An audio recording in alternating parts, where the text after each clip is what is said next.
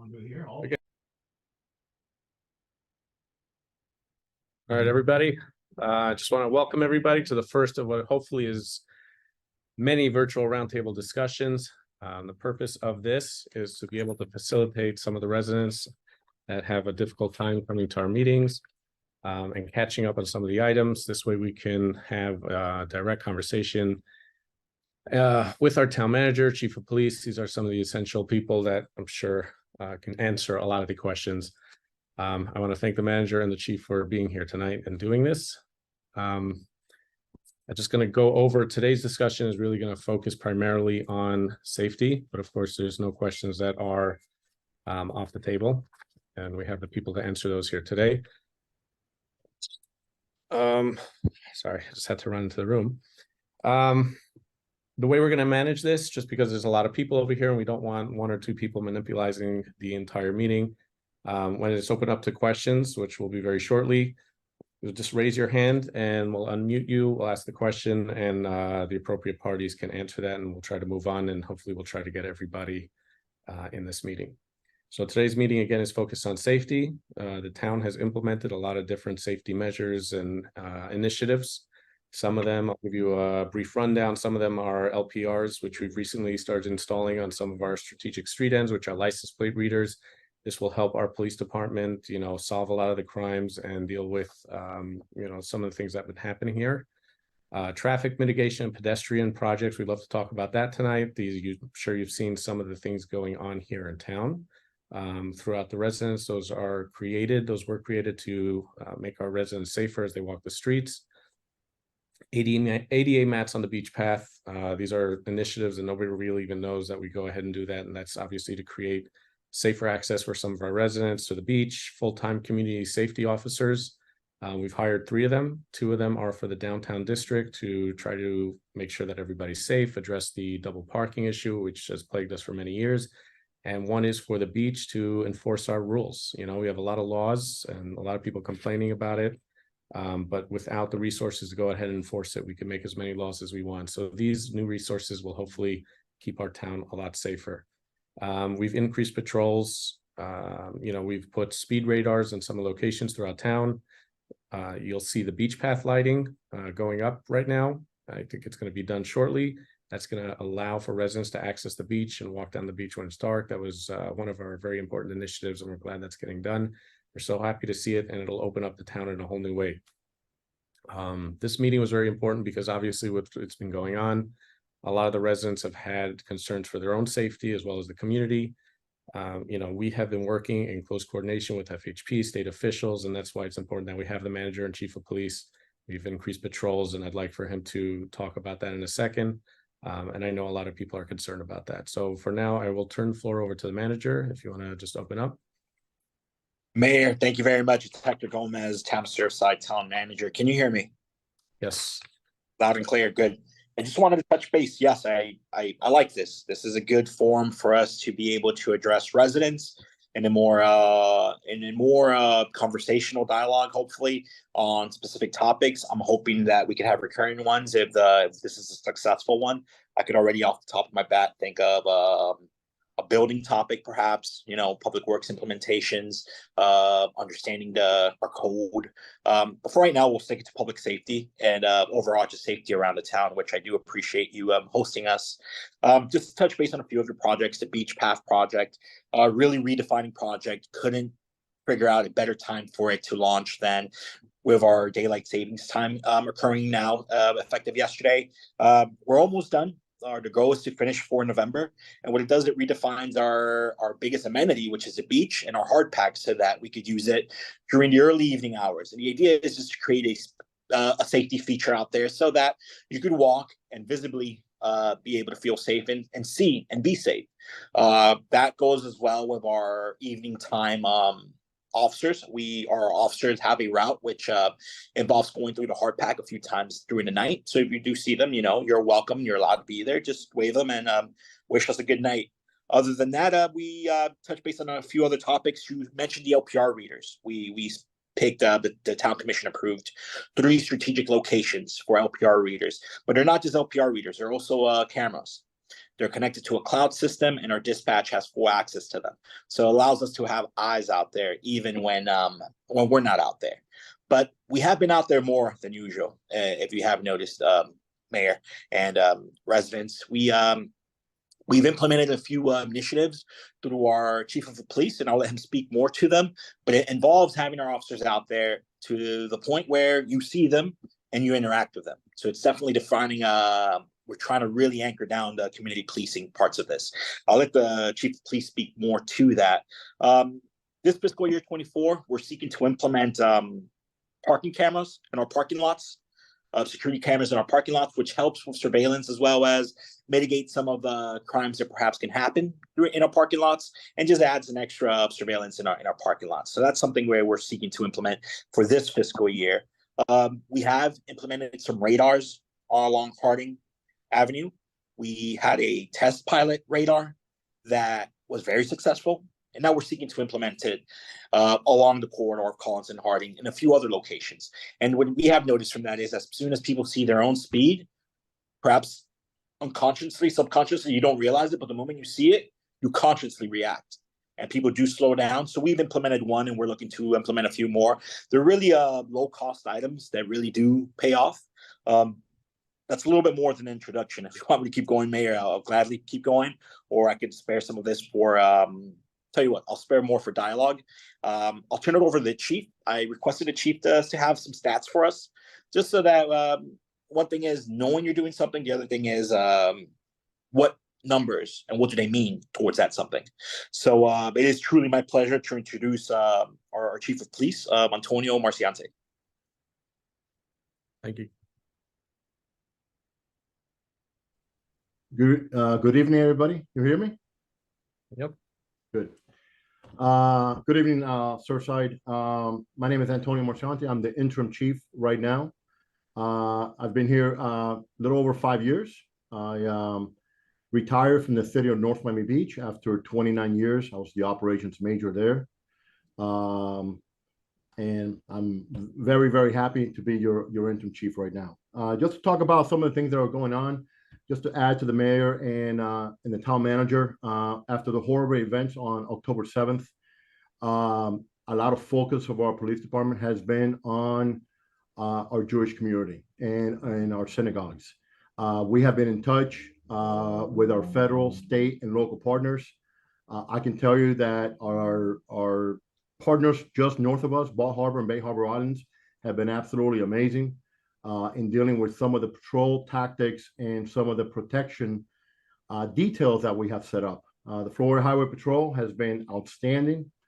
Those of you that had a chance to go to the rally yesterday at Veterans Park saw a plethora of law enforcement agencies.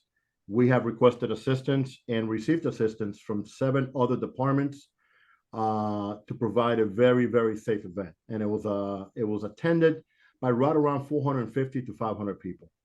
Some of the initiatives that the mayor mentioned, what we have begun in the police department, there are some personnel that typically do office job, administrative work. I have selected specific days during the week to get everybody, all boots on the ground, all boots in our residential area, Collins Avenue, Harding Avenue, to show more presence. I can tell you that I personally was stopped by a couple of residents concerned if there was something going on. Hey, is everything okay? Because I see like a lot of people. And I explained to our residents our program, and they were very, very pleased. I know that one of the complaints that we receive is that, you know, sometimes you don't see a police officer all the time. I can assure you we're out there. Every single police car has an AVL, and that is something that routinely our supervisors check to make sure that we are performing good patrol tactics, that they're patrolling every single street and every single avenue in the town, which we do. You want me to go through some stats now, Mayor? Sure. I mean, the floor is yours. It's a little bit of informational, and then we Okay. can open. You know, police departments, all police departments are stat oriented. We want to see if we're doing good. We want to see where we need to do some improvements. And just like any department, there's always things that we can look at and do better. I'll provide you some stats that we had our crime analyst pull up. We did a comparison from January to October of 2022 from January to October of 2023. Auto burglaries. In 2022, we had 13. In 2023, we have a small increase to 15. I can talk about vehicle burglaries, and I can tell you that every single vehicle burglary that we have had have been unlocked cars. I would ask you to please, please, please lock your vehicles.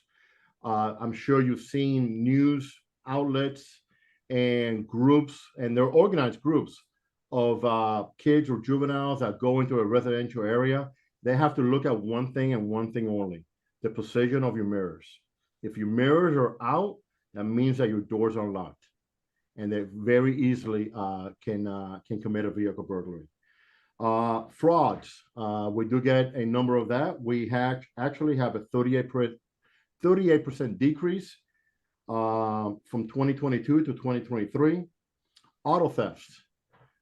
There is a nationwide increase in auto theft of 11%.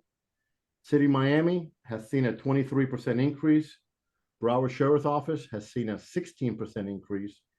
And Hollywood Police Department has seen a 22% increase in auto thefts.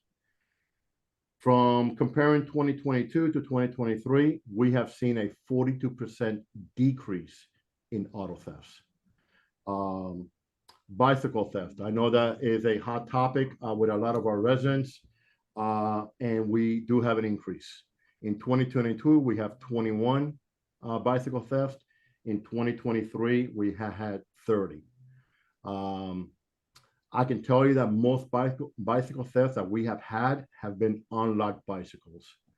I would ask you to please, if you have a bicycle, especially a lot of our residents have very high-end bicycles, your Specialized, your Cannondales. Please don't leave them in front of your house unlocked. Or if you go to Publix, please lock them. Arrest. And we have seen a 90% increase in arrests from 2022 to 2023. Calls for service, we have seen a slight increase, about 2%, comparing the same time. And believe it or not, domestic violence, which is something that we monitor and we take very seriously, we have seen a 375% increase in our domestic violence. Now, not all of them result in arrest. There are certain legal guidelines that we have to meet before we do that. But that is a basic snapshot of where we're at with some of the crimes and arrest and call for service. And I have more information to give, but I'll turn it back to the mayor for any questions. All right, I guess I'll add to that. In the meantime, if you guys have any questions for the chief or the manager, for myself, please raise your hands. I'm going to try to get to everybody as soon as I can. I know the LPR security cameras and things that we've been installing at different, locations throughout town will help our police department solve a lot of these bicycle thefts. The problem is, correct me if I'm wrong, the footage, the evidence, and these new initiatives will help with that collection and hopefully help find these people and put a stop to that. All right, let me see. All right, Mr. Gwertz, you're on. Hi, good evening. Question for the chief, if you don't mind. You mentioned that there is a 90% increase in arrests, but only a 2% increase in calls for service. Can you just expand on how those two match up and what that represents?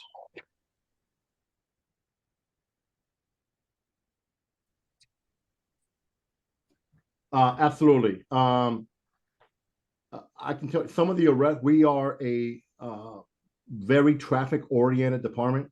We have two major thoroughfares that go through here, Harding and Collins.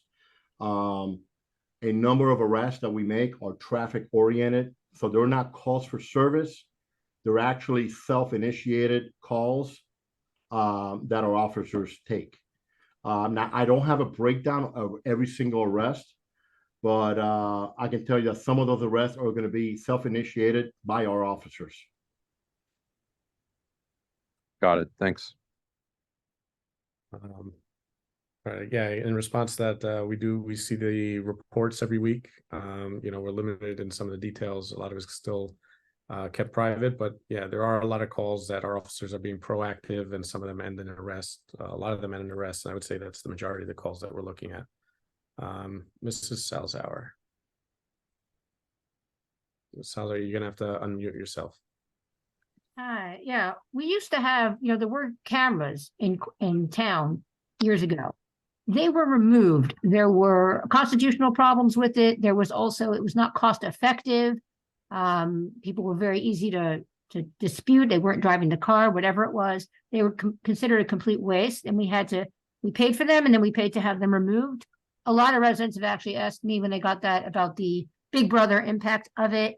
And also personally, it's the second thing. I walk around the neighborhood a lot, and I've definitely noticed a decrease in visibility over the past 2 years of officers in the area, just in general. And I'm, as a third issue, I'm curious what research went into the purchase of that truck. We don't have any mountainous terrain. We don't have swamps. We are 8 blocks of paved roads. And I thought that was sort of an odd purchase when we could probably fund another police officer with what it costs to buy and maintain that vehicle and insure it. So that's a 3-part question. Thanks. Mayor, I could take that question if I may. Sure. The beach, I'll start with the latter question. We do enforce on the beach. We have officers on the beach, but none of our vehicles are able to operate on the beach. So the 4x4 integration of a pickup truck on the beach is a little bit higher, was the main key. Also for hurricanes as well. We are out here. I've been out here in a hurricane in the past where we're out there in the streets trying to address immediate needs. Higher vehicles during hurricanes, it's what we specifically picked out the F-150 for. Town administration picked out the vehicle. And obviously we presented it to the town commission for ratification for approval. But it's to have the diversity of being able to be more, have the presence on the beach as well. And I would say more primarily during hurricane season, especially if we do have a landfall. Our streets do flood. It's no secret there. So any way that we could be more versatile as a department and as a town, that was a decision for that vehicle. As far as the red light cameras, I believe that's, and can you confirm if that was the item, the red light cameras? If so, I believe that's the only camera system out there deployed on Collins and Harding. They were removed because they were not cost effective as far as not the install and removal. That was actually paid for by the company. The company makes their monies by a processing fee they charged in all the transactions. When you take into account what that processing fee is, as well as what our court time cost was, and having a sergeant dedicated only primarily for that, the chief at that time made a recommendation that it is not a benefit cost position of the town to continue to fund that process, and it wasn't generating enough monies to even pay for that sergeant doing that work. So those were removed. That was specifically the red light cameras. There are no other camera systems installed throughout the town. The parking lot cameras, as well as the ones throughout town, the goal of those is to provide police department the additional set of eyes, specifically to try and beat down those statistics that we have right now with, especially with the theft statistics. They were placed in strategic areas that is egresses and ingresses of town, as well as at the peak of Publix, where we found that there's a lot of localized, regionalized crimes, such as bicycle thefts. I don't know if the chief has anything else to add to that. Yeah, I'll just build on that. I mean, there were a couple of comments made that less visibility in town. I think the chief just addressed that in his opening, how people even thought that there's ongoing emergencies, given the increase of patrols throughout town. As far as cameras, again, LPR security cameras are very different than the license than the ticketing system, which was in place previously. These are specifically for security. These will not be giving out tickets for red lights. Those are 2 very different programs. The vehicle, again, the vehicles that we brought on, I don't think people understand the magnitude of what was done and the importance of it. We are a beach town. We have terrible floods, as I'm sure many of you know, on Abbott Avenue. I see some of the people here on this meeting from Abbott. As it turns out, when it floods that high, our police vehicles can't get down there either. These vehicles will allow them to access any of these spots, including when there's flooding or even on the beach. Currently, they have to park on the street end and run through the beach with heavy equipment, or who knows what the emergency is. And we have had those incidences. These vehicles, again, will allow them to traverse these terrains that they currently cannot. As far as hiring a new officer in the stead of a vehicle, again, we've run the numbers when it came to hiring CSAs versus another police officer. If you can get me a police officer for what we paid for a truck, I'll hire 5 more, but that's not the case. Sam G, if you have any questions, please unmute yourself. Hi, this is Sam. I want to first of all say thank you for what I've seen accomplish in the past year and a half. It's amazed me to see what can get done when you guys do things of teamwork. The beach path and all the other, the lighting and just in general. So I want to say thank you for that. I just want to ask if there is a possibility to make a point to see some of the street lights in some of the locations I've noticed is out, including on Bay Drive. It can get dark at night. If there's a way we can just make a point to have whoever it is that needs to go by and just look at all the streetlights that are out to add lighting and visibility, that'll be great. Other than that, I have to just say, like, again, what I've seen you guys pull off in the past, year and a half, it amazes me. So keep at it and stay strong. Thank you. Thank you, Sam. Hector, I'll let you get on it, but I know street safety, the lighting is probably our first defense in a safety scenario. The police will stand, with that. Lighting in our city right now is kind of the major project, which we want to do is on hold as it gets built out with the undergrounding project, which is ongoing. It would be, it wouldn't be cost effective to do all the lighting, then pull it all out if we're going to be doing the undergrounding as we move forward. So unfortunately, the bigger projects has had to wait for this project to move along. But there are some dark spots that we've identified, and I know we're trying to work on that to get those fixed. Do you have any comments on those? Mayor, yes, the current lights, mainly in the residential area, are operated by FP&L. What we'll do this week, and I'll make sure we prioritize it for this week, is especially now with daylight savings time, we'll go ahead and audit the residential area for all the down lights, and we'll report them to FP&L. We'll create an inventory of that, and then we'll track it. So I'll make sure we take care of that commencing tomorrow. So we'll be auditing all the down lights and hopefully putting them out there. Keep in mind, every resident, we will gladly, obviously, take an initiative forward. We should. But if you're a resident, you could always go on FPL on their website and report any down street lights. But nonetheless, we will go ahead and take care of that effective tomorrow. I mean, on that topic, I know we've gotten a couple of emails about the lights on Collins Avenue specifically. There's a couple of dark spots there. I know we're on it. I know Hector has been, unfortunately, those modules are maintained by the county. And I know, well, they're not maintained by the county, but they belong to the county. So we've kind of escalated that through the county, and Hector's been on top of that. Right? Mayor, that issue on Collins Avenue, we are aware of it. There's a current outage between 91st to 95th or 96. We escalated that to Miami-Dade County's mayor's office since we were interacting with the Public Works Department. But we escalated it to the mayor's office just so that they could have that much more of a priority. So hopefully we get something out of that soon. Thank you, Mr. Manager. Mrs. Diaz-Liel. You want to unmute yourself? Absolutely. I live on Zoom. Thanks for having this. I do have a couple of questions. We heard from Police Chief, actually we heard from you about traffic/walkability solutions and how people are so excited about those. Not sure what that is. I'd love to be excited about being able to walk outside of Byron, which is, by the way, the third traffic thoroughfare, and which is why I suppose you chose that LPR for this street for 95th and Byron.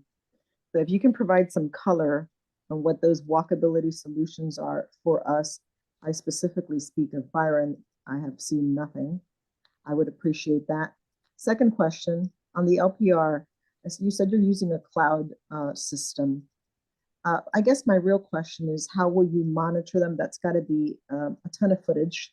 I know my Ring camera dies on a regular basis because the traffic on Byron is substantial.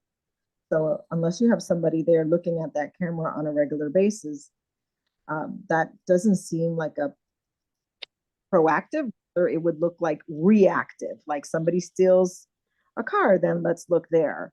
So from a proactive perspective, what will you be able to do? And then that's actionable, right?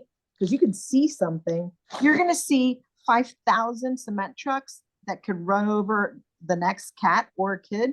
But how do you act on that? You know, like that's my real question. So that's question number 2. And as far as Byron, the light at the end, I brought it up to Jeff Rose. I brought it up to several folks.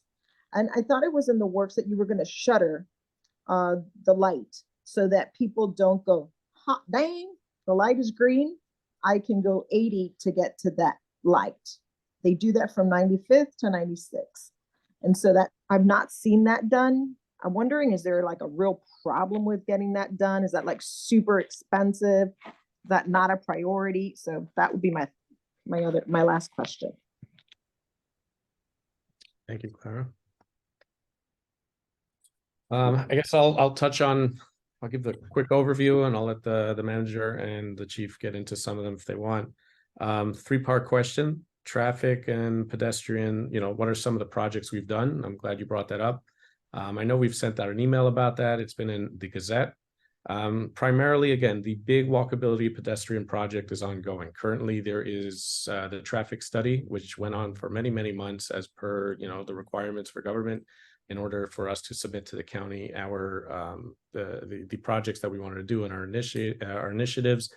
We had to have a traffic study done. The last one we did was in 2012, and it wasn't up to date. It is a long process to see how many people and cars are crossing the streets over the course of many months. We have that information, and I know there's going to be some reaching out to the residents. There's going to be some open houses on that, and then hopefully we'll start seeing some solutions suggested.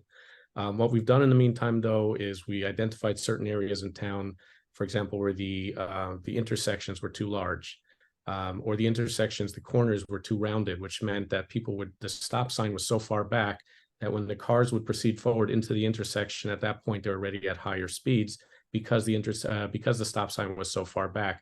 So what we did is we cornered those off, made them tighter, so the stop sign was actually closer to the intersection. So when the car proceeded into the intersection, they were at slower speeds and can look out for pedestrians and create a safer environment. Some of those projects also included more permeable areas. We had a lot of concrete, so we started adding some of those in. It creates grass, trees, permeable areas within town. On to the second question, LPR monitoring, reactive versus proactive. I don't think anybody here ever said that it's supposed to be a proactive measure. It is a security measure. It's not being monitored 24/7. It is meant to help address crime in response to crime. So that's the bike thefts, car thefts, that helps us address what has already happened. We can't monitor the camera completely and then run out if something looks like it's going to happen. It is a reactive security measure for the town. Byron Avenue light shuttering. I love that question. I know that was coming, so I'll open up the floor to the manager. Thank you very much, Mayor and Clara. I'll address the last one. The shielding on 96 in Byron, we have the product approval. The main thing which slowed it down is that we're seeking for the Whitman Family Development Group, the developer currently building the Ball Harbor shops, to purchase and install it. I'll follow up with that. I know that we were supposed to revisit this topic at the end of the year, so I'll follow up with that, make sure that that's moving forward, but it's ultimately going to be paid for and installed by the Whitman Family Development Group. We've determined that facility has created enough of an impact that they should cough it up, and if we could pass on that cost to someone else, that was the intent of that. The cloud-based footage, and nothing's forever. It records and it stores, but eventually it will erase. The goal is that it stores for enough time for the police to be able to do their reactive investigation and hopefully close the case with enough time. So I'll defer to the chief as far as typical timelines as it pertains to how immediate the footage will be used, since I know usually crimes, if you don't solve them right away, the tendency or the accuracy of it to be solved kind of diminishes. So I'll let the chief speak more on that. Byron, walkability overall townwide. We're concluding the traffic study. We're going to present the findings as well as engage residents for feedback for project implementation in November. So that's going to be a workshop that we're going to hold here at Town Hall or at the Fishbowl to be determined. We'll have all that ironed out by the end of next week. So please, we invite everyone to see the findings of the traffic study, which ultimately will be turned back over to us in December. And then we could truly prioritize where the needs are. I think instinctively we know there's a need in Byron Avenue. Now let's have the study back it up so that we can pursue the county with a much more with a true case with the proven stats and the numbers that the traffic study was meant to give us. And again, we'll discuss that in November, and that workshop information will be released sometime next week. Chief, did you want to opine on the cloud-based footage? I talked to Jose. I'll talk to Jose. I don't know how long it's going to store it for, but obviously, if you want to speak to what the urgency of a case is. Yeah, absolutely, sir. So Clara, LPRs can be used for both proactive and reactive. On a reactive scenario, let's say we have a vehicle burglary that happens in the town, and we're able to identify a red Camry. We can check the LPRs and see any red Camrys that have gone by the cameras at the same time that burglary happened. On a proactive, LPRs are connected to the Florida Department of Law Enforcement. Any vehicle that is stolen, used in a crime, used in a robbery that has been entered into the FDLE website will hit on the LPR. After the LPRs are installed, every Surfside officer on their laptops will have the LPR program. So if a vehicle passes, let's say 95 in Byron, and that vehicle stolen, every officer working will get an alert on his laptop with a year, make, model, color, and the direction of travel. At that point, every officer working will saturate the area to try to find that vehicle. So it can be used both proactive and reactive. I hope I answer your question. Thank you, Chief. Elgie, if you want to unmute yourself. Yeah, hi, thank you. Thank you for the time. This question is for the police chief. I noticed, I've never noticed this before, but there's something called Baker Act. I'm sure you're very familiar with it. How have the cases over the years increased in Surfside specifically that you guys Baker Act people or use that to implement to use the Baker Act system? Has that increased over the years, and what was the number from 2022 to 2023? Hi, LG. I don't have those numbers there. If you give me a contact info, I can research that for you. What I can tell you about Baker Acts, it is usually just to educate everybody. What LG is talking about is on the state of Florida, there's a law called the Baker Act. That is a person that is in some kind of crisis, some kind of mental crisis.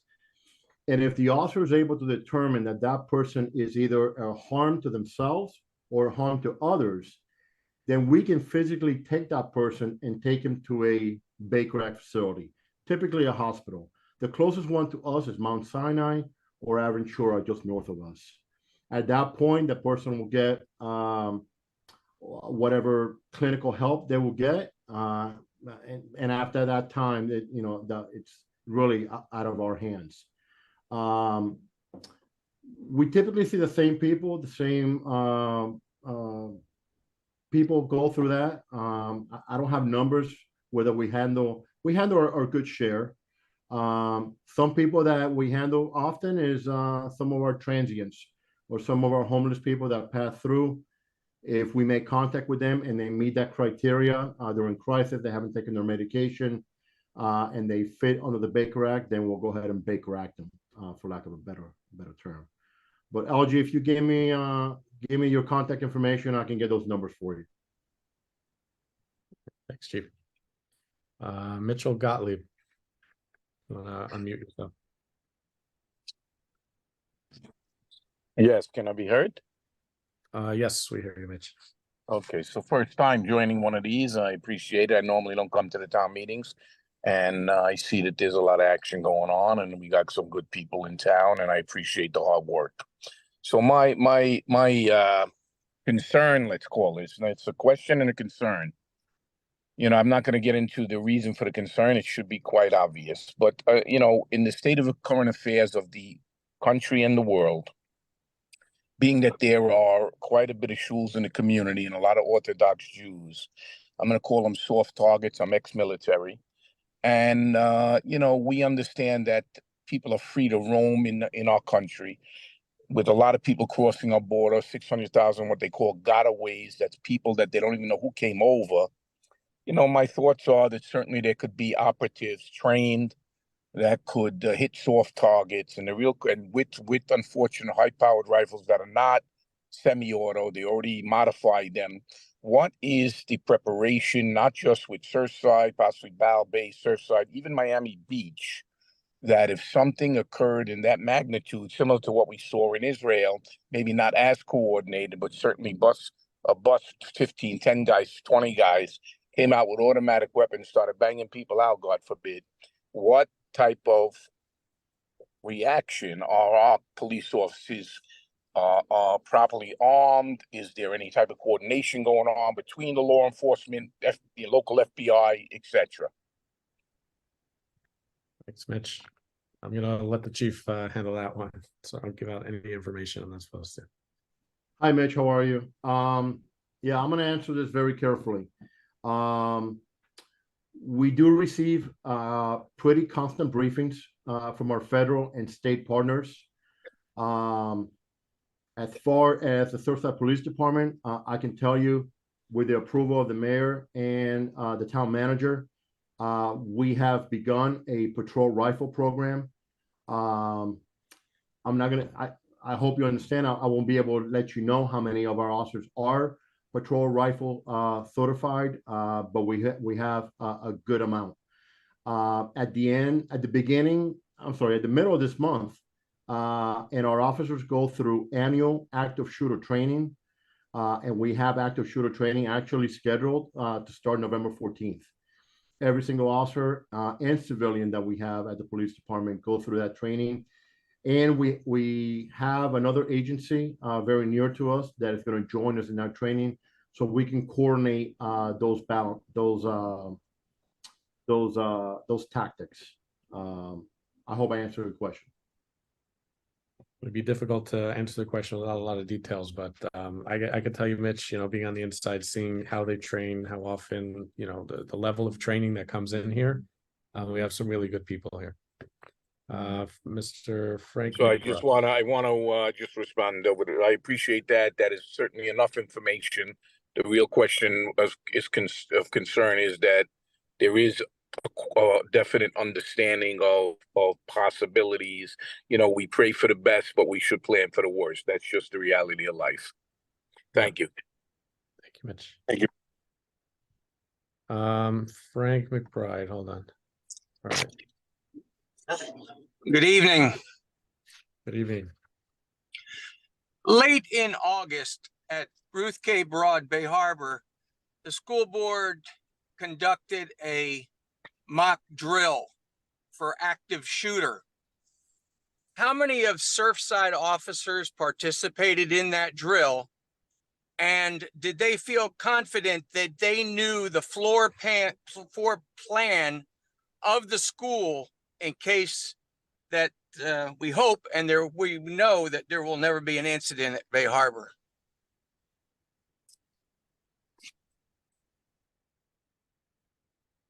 Chief, you want to take that one? Yep.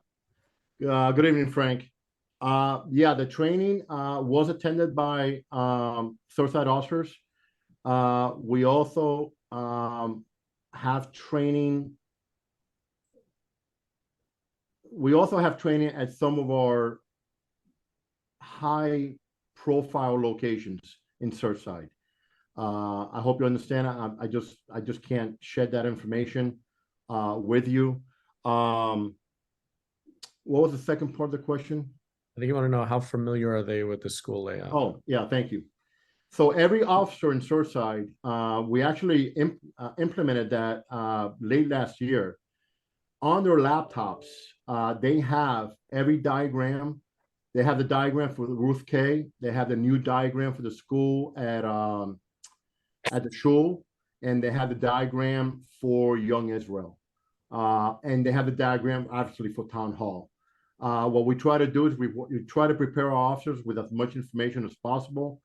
So our officers or supervisors that they go there will be able to pull up those diagrams on their laptops with a very, very easy click of the mouse. All right. Just to follow up on that, I guess, Chief, are you able to confirm? I know the policy used to be of like the police departments, if there was an active shooter situation, where they would show up, essentially, you know, create a perimeter and call for SWAT. My understanding is, you know, the protocols have changed, where if you show up on scene, first man in, they just go in. Are you able to confirm that? Yeah, you're absolutely right, sir. Columbine, if everybody remembers that, changed the world of tactics for police officers. You're absolutely right. The tactic was for the officers to get there. They set up an inner perimeter, they set up an outer perimeter, and then they wait for SWAT. The horror that happened in Columbine has changed that. The tactics changed where officers were being trained in what was called a box or a diamond formation. I can talk about that because that's very easily found in the internet. The tactics have now changed even more, where we teach our officers what's called a single officer active shooter response. The very first officer that goes there or gets there has to go in. It is covered by policy. It is covered by our training. And like I mentioned earlier, we train on that annually. We also train annually on our firearms and our patrol rifles.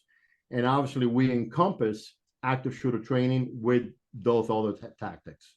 Talk about Ruth K. I know the shul just built a brand new school. Every single Surfside officer has done a walkthrough of that school on all the floors, just to get familiarized of that location. Thanks, Chief. Somebody with 2 kids still in Ruth K. I appreciate that changed. Mr. Kuslis, if you want to unmute yourself. Yeah, good evening. I have a couple questions. The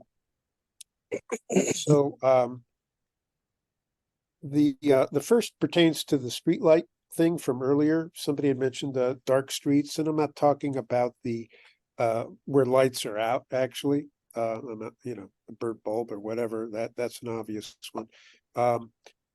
But you had brought up about the stop signs and straightening out intersections a little bit better. I would use the term making them slightly more urban, and to use that in the best sense, that it's a more walkable solution. So you get traffic signs, stop signs closer to the intersection. The car has better visibility, the pedestrian has better visibility, and all that. So back to the streetlights. Most streetlights are located for cars because cars move rather quickly, 20, 25 miles per hour, hopefully no more than that. But anyway, we know that they move quickly and they go from one pool of light to the other relatively quickly. And so the spacing is designed for cars that we typically see. A pedestrian moves much more slowly, 5 miles per hour max, maybe. And that's why they are in pools of darkness for much longer. And it produces the effect, the perception that people see that the streets are dark. And so what I'm wondering, is there going to be an attempt to add strategically located fixtures, light poles under the new plan when that happens, so that we can create a better pooling of light that's created for the pedestrian in mind? And the second question, totally different topic. We know of one threat to an elected official from several months ago. Have there been any other threats to elected officials at this point? Not the details, but have there been? Thank you. Thank you, Mr. Kuslis. Mayor, I could take that on, if you will. Sure. The the latter question, it's no. And no, we haven't received any additional threats other than the ones already. I believe the majority of the audience is aware of. So back to the streetlights. We are embarking on the utilities undergrounding project. Fortunately, it does create a great hazard mitigation project that will eventually mitigate some of the current hazards the town is subject to. Unfortunately, it plugs in any substantial lighting projects that will need to be dealt with because part of the electrical infrastructure is lighting. So the more immediate answer is the goal is yes. So I guess the answer is create some level of photometrics that addresses all the needs for walkability as well as vehicular traffics, and those drawings to be implemented someday into actuality. Anything more immediate than that would require some level of an investment that eventually will have to be removed. I would agree with Mr. Kouslis that any comprehensive approach to this would involve some mid-level, lower level, as well as vehicular level lights. Lower level, I mean more like bollards, like what you see currently in the hard pack. Mid-level would be more pedestrians we would engage with in the walkability project in downtown, as well as in town hall. You see some of those. And then lastly, poles that are over 20 feet high, which are meant more for vehicular. So whatever the answer is, we'll have to incorporate all of these three. In the past, we brought forth through our previous project manager for the utilities undergrounding a very in-the-box concept of pick these lights. As we've engaged through our new project managers, we've realized that there are more options consistent with design themes. But the right way to bring it back to the commission is bring back the comprehensive package showing how you're going to address everything, and ultimately it's going to be presented in some level of photometrics with designs, as well as shop drawings or product specs, so you could see the three tiers, and then as well as how it's all implemented throughout the town. I hope that didn't go, but I also hope that addressed the question. It did. Thank you very much. Thank you. I'll add a little less technical to that. Is just that, you know, one of the focuses is going to be also on the intersections. Right now, they're extremely dark. The closest light is so far back that when you get to the intersection, they're pitch black. So, you know, that was part of our focus initially, but we look forward to the updated comprehensive package that gets presented to us. Luisa Gressi, you want to unmute yourself? Hi. I was just wondering because I've noticed a lot of I guess you call them decoy police cars around the neighborhood. And most specifically, I often see one at 95th and Harding outside of Big Daddy's or Flanagan's. And several times that I've come home crossing Harding, 2 or 3 times I've seen a car going the wrong way on Harding. And I'm just wondering, like, how useful is that to have a car there with no one in it to be able to mitigate these problems? Because, you know, that's dangerous and could cause an accident. And then I'm noticing things happening and then I don't see like any police. I just see the car there. Thank you. Chief, do you want to get this and I guess explain the purpose of a decoy car versus a patrol officer, maybe? Sure. Hey, Louisa. Yeah, our decoy vehicle program, it's just one tactic. It's not, and it's just one tactic that we utilize. I can tell you once a week, those vehicles get moved by the patrol sergeant. What he does, he looks at the stats, and then he'll make a decision. Let's say we had a bicycle theft or a vehicle burglary, or we're having some traffic complaints on Collins or Harding, we'll move that vehicle there. What we have been using the vehicles lately have been to put them either near or in front of a synagogue, due to obviously what has occurred lately. But if you ever see a decoy vehicle, that's not parked properly or it's blocking something, I can tell you we make sure that we don't do that. Please let us know and we'll take care of that. Thank you, Chief. Dana Brunette.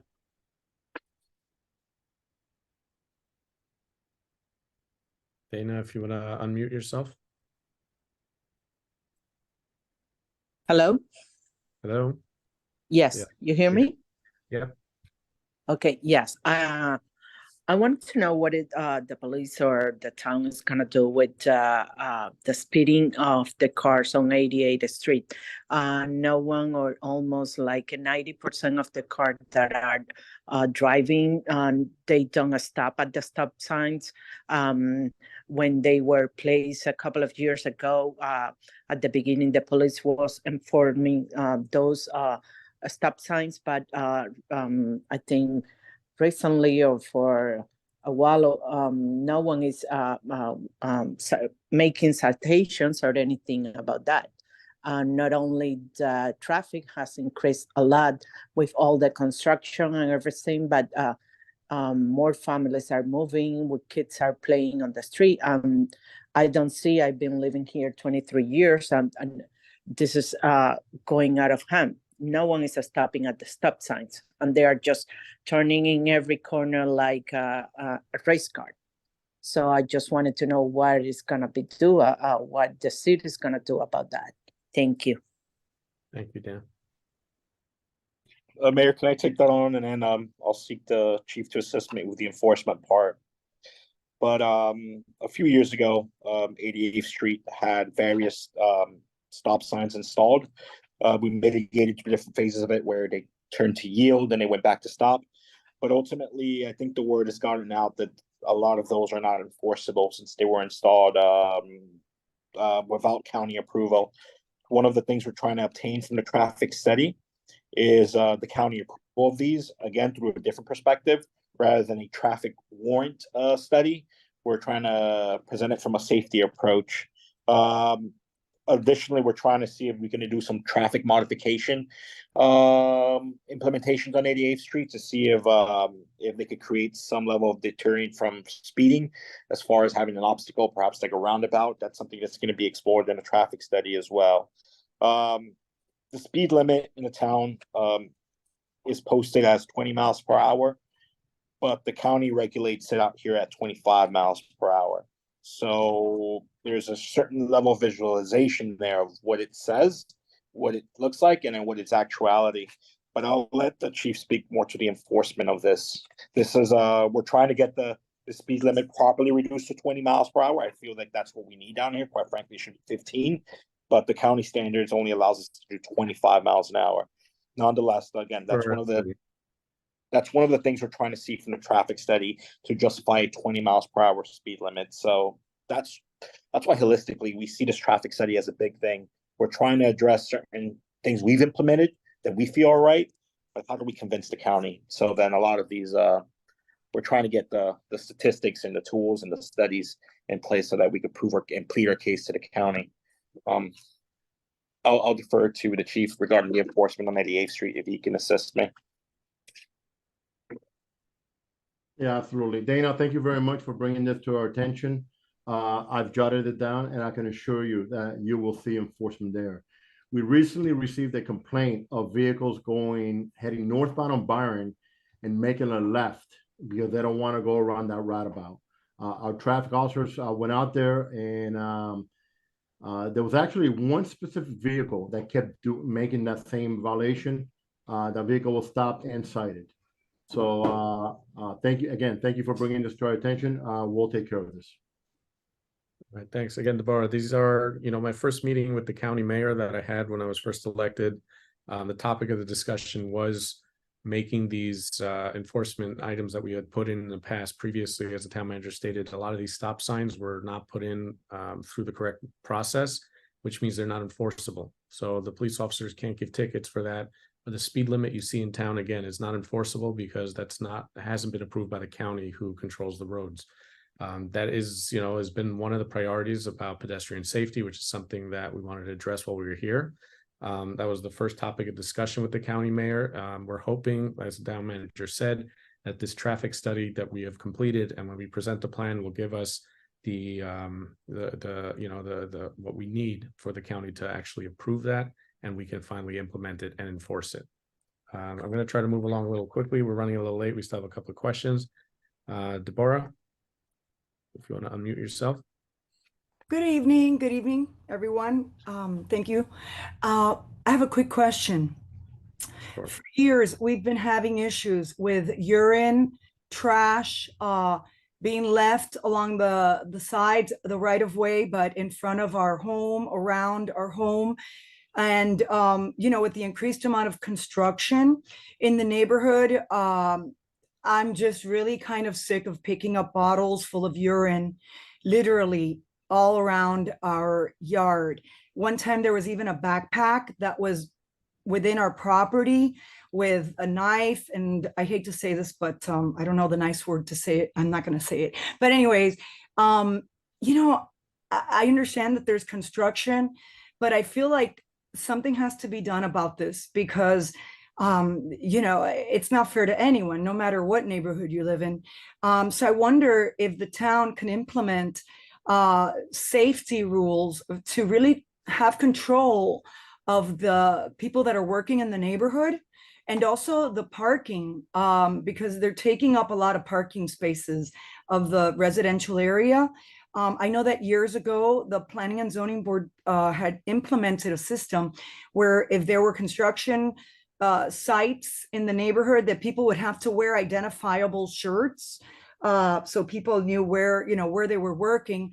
But this situation with the bottles of urine and beer cans and trash literally left at our doorstep is completely out of control.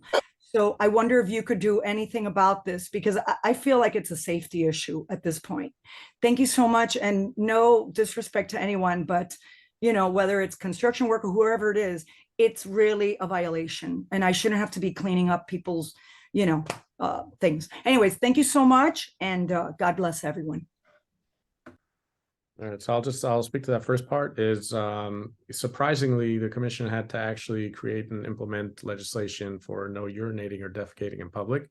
That was something that didn't exist, surprisingly, in this town, and we actually had pushback by some residents, which was even more surprising. But currently, there is a law against urinating and defecating in public. I personally have lived next to 2 construction sites. The house right across from me is under construction currently. I've never had any bottles of urine. I would recommend, if you have this issue, to call in and sit that in. But I wouldn't say it's a systemic town issue to find bottles of urine. But I'll let the town manager speak as far as construction staging, and if he wants to address anything else. Thank you, Mayor. Absolutely. Anything that's commercial is required to self-contain or find a place for parking. So then we have that obviously enforcement to development order agreement. We use the development agreement to enforce that. So then the issue really becomes a residential construction issue. So a lot of these houses going up are residential houses. The 2 big things that it was almost an epiphany moment now. These jobs are required to have laboratory facilities for their employees. So let me first start with our code department to see if they even have those porta potties. First of all, I know they're a nuisance in themselves, but if maintained properly, it would mitigate the need for a worker to have to relieve themselves off-site in a bottle. The second issue is just trash cans. Are these job sites providing enough trash cans for their workers? Let me work with our code compliance department, see what we can do there, Debbie. At minimum, start enforcing those things. That's all I had, Mayor. All right, thanks. So I'm going to get to our last hand that is up right now. Alan, if you want to unmute yourself. Yes, good evening. No points, just wanted to give a thank you to everyone that contributed with questions, and more importantly to our town officials for setting this up and being proactive rather than reactive. Thank you. Thank you, Alan. That's much appreciated. And we didn't save you for last on purpose, but I think we're ending on a good note. There's a lot of participation. I want to thank all the residents who participated today, especially those that had their questions and asked them, those that just came to listen and learn. I want to thank the chief, the town manager, for coming on here tonight after hours and spending this time with our residents. So thank you, everybody, for joining. And hopefully we'll do this again soon. Thank you all.